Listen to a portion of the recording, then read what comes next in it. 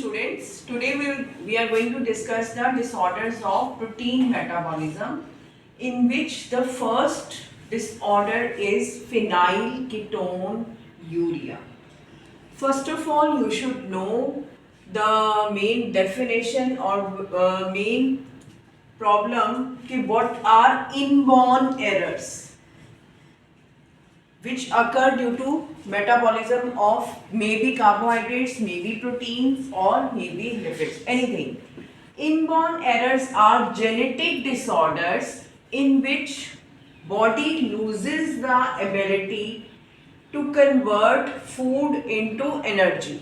Simple words में अगर आपको समझाया जाए, जो भी हम प्रोटीन्स, कार्बोहाइड्रेट्स या लिपिड्स खा रहे हैं वो हमारा एनर्जी में कन्वर्ट नहीं हो रहे. सो वो प्रॉब्लम कहाँ पे है? Genetic disorder. That's why we call it as inborn errors. ठीक है. अब phenylketonuria is the first disorder of proteins metabolism in which phenylalanine, which is the building block of proteins, मतलब प्रोटीन्स को बनाने के लिए फिनाइलएलानिन चाहिए. लेकिन हमें फिनाइलएलानिन मिलता कहाँ से है?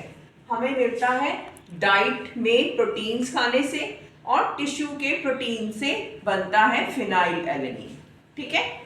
Now what happens is, what is the function of phenylalanine? Phenylalanine का काम है टायरोसिन की कन्वर्जन करना in the presence of an enzyme phenylalanine hydroxylase. So this is the very important question from the exam point of view. Normally question comes like this, that which enzyme is deficient in the disease phenylketonuria? So you will answer it like this: it is due to the deficiency of phenylalanine hydroxylase. Right? So phenylalanine से tyrosine की conversion होती है इस enzyme की presence में. लेकिन अगर ये एंजाइम ही आपकी बॉडी में प्रेजेंट नहीं होगा तो कौन से 5 फंक्शन अफेक्ट होंगे? टायरोसिन का क्या काम है? ऑक्सीडेशन करना, प्रोटीन के सिंथेसिस करना, thyroxine formation, melanin formation, synthesis of catecholamines. All these functions are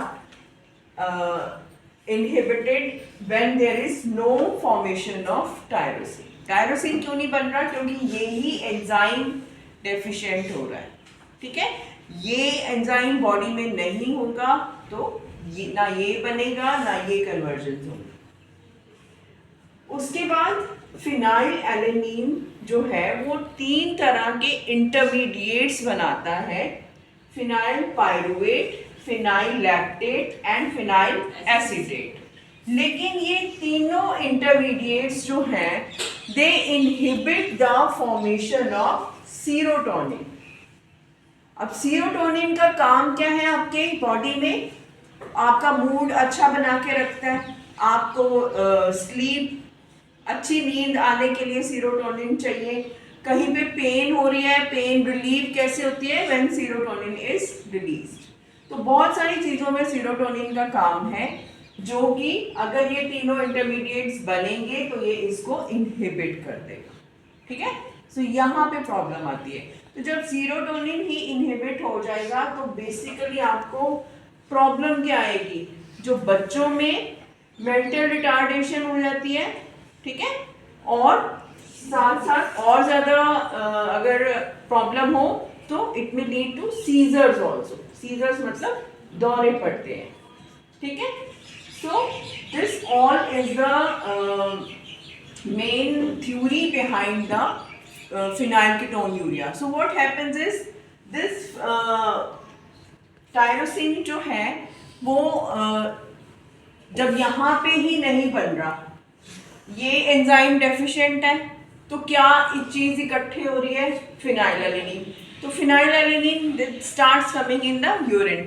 So your urine becomes dark in color. ठीक है.